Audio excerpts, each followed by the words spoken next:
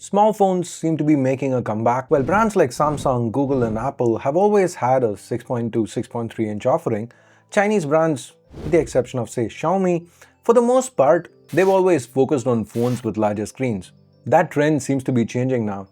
Last year we had Vivo with the X200 Pro Mini, earlier this month we had Oppo with the Find X8s, and now here's OnePlus with the OnePlus 13T, or the 13s, depending on the market it's launching in. Now there is a lot to unpack here, but before we get to that, if this is your first time here, or in case you just can't remember, my name's Ash, you're watching C4eTech, and let's get to the OnePlus 13T, or 13s. You know what I mean.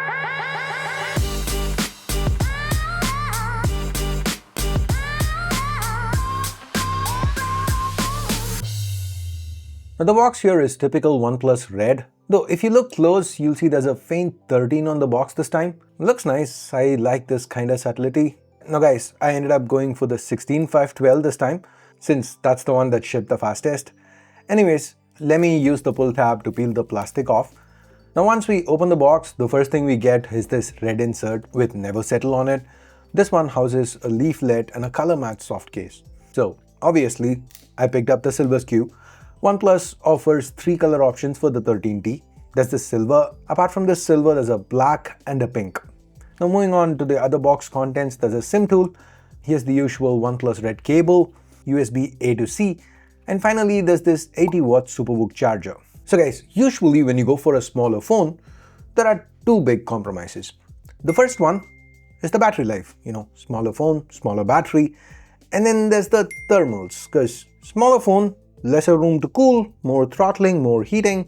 So let me tell you what OnePlus has done about these two. First, the battery part, they've addressed it by going silicon carbon. So it's not that it's got a okay battery, it's got an excellent battery, 6260 mAh. And not just that, with that 80-watt SuperVOOC charger, you can get this to 40% in just 18 minutes and a full charge in under an hour. Now it's not all roses, because there is one compromise: there's no wireless charging. Now you might think, why is that a big deal? Well, because the phones that this is competing against, the ones from Samsung, Apple, Google or even Xiaomi, they all have wireless charging built in. But anyways, small little con. But then again, the 13T does port the highest capacity battery amongst all these phones, so you can't really be very bummed out about it. Now despite this boom in battery capacity, the OnePlus 13T, it's amongst the sleekest small phones out there, especially when you take the camera bump thickness into account. And it's also amongst the lightest phones on this list.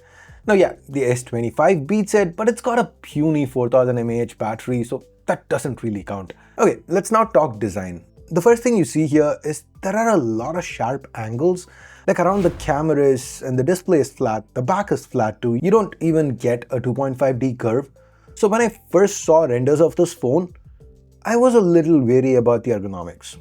But then when I actually picked the phone up and started using it, I noticed that the edges are rounded off, and when you take into account that 71.7mm width, the 13T, it fits very well into the palm of your hand. It's actually a pleasure to use. There's no issues with the ergonomics. Like for example, on paper, the fingerprint scanner location is kinda too low, but when you're actually using the phone, given the size, the placement doesn't really matter. It's easy to scan your finger without any hand gymnastics. Now the OnePlus 13T is the first OnePlus phone to sport the shortcut button. Well, OnePlus or Oppo's version of Apple's action button. And they've also included an IR remote, and this phone, it gets an IP65 rating. Now the camera array to the back, to me, it makes the 13T look very pixel-esque. It's a very clean aesthetic, functional, nothing fancy, though the edges here being sharp means that this is gonna start picking up dust sooner or later. It's gonna be a pain to clean. That's one minor con. To the front, the bezels are very slim, slightly thicker at the bottom. This here is a 6.32-inch AMOLED panel. The resolution is 1.5K. There's a 120Hz variable refresh rate.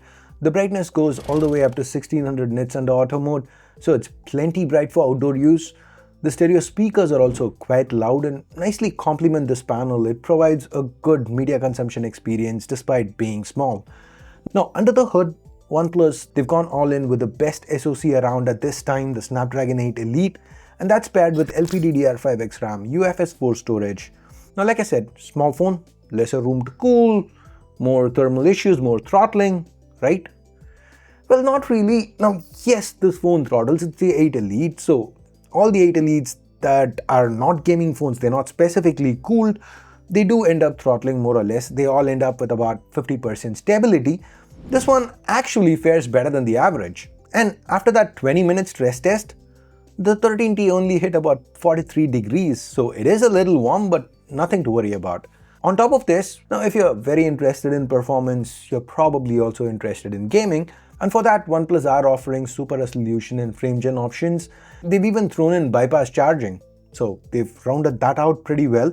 From a software perspective, we get ColorOS built atop Android 15, and there's really nothing we've not seen before.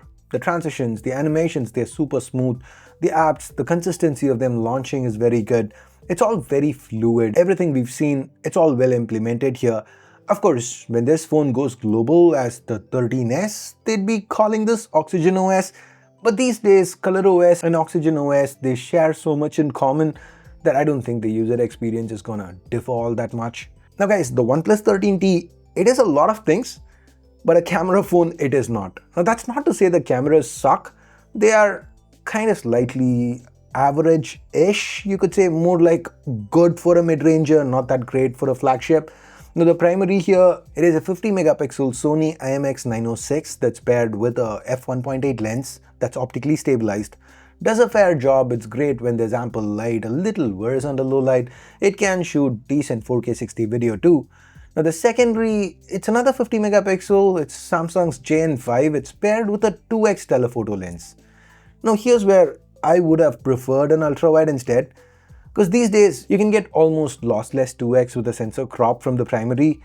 You lose detail, yes, but you can get a sensor crop or a digital zoom, you get that reach, right? But for an ultra-wide, you need actual hardware. So for me, I would have preferred an ultra-wide here. What do you think? If there is a small phone and the brand had to choose a secondary sensor to put in, what would you prefer?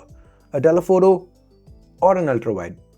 Let me know your thoughts in the comments and tell me why. Now selfies via the 16 megapixel sensor were fine too. Details, colors, skin tones, even edge detection with portraits, no issues here. But sadly, you're restricted to shooting 1080-30. Now that is a bummer. Anyways, let's now move on to the pricing. The OnePlus 13T in China starts from 3399 RMB.